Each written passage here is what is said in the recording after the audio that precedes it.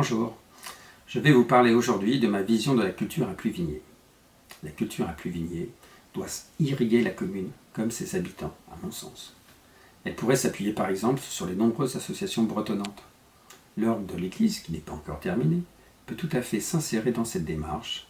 Il peut être le moteur pour faire connaître notre commune au-delà de ses limites géographiques. Le son de cet orgue est très particulier. Il est d'une grande finesse. Rémi Mahler, le facteur d'orgue, a mis beaucoup de lui-même dans cet instrument. Et pour que les musiciens, les passionnés et les Pluvinois se l'attribuent, il faut qu'il soit terminé. Quelle que soit l'équipe en place, il est urgent de s'atteler à cette tâche afin que ces sonorités particulières enchantent le lieu. Cet orgue a le potentiel d'attirer des organistes, et sans doute de très loin.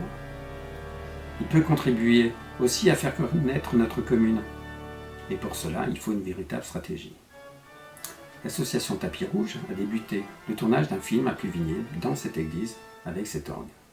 Cette association a demandé une subvention à la mairie de 5 000 € pour la participation aux frais de tournage.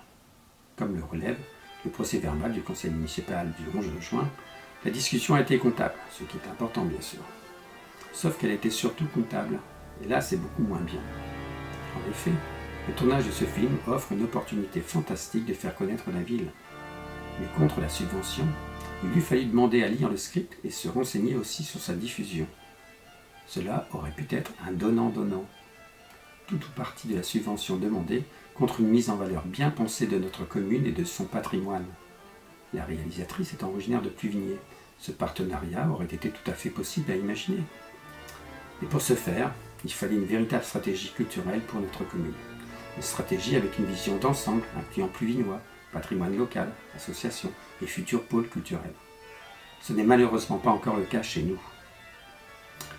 J'ai mis en fond sonore un morceau de Bach que Rémi Mahler a joué lors de son passage. J'espère que vous l'apprécierez et qu'il vous incitera à venir écouter l'orgue cet été à l'église. À bientôt.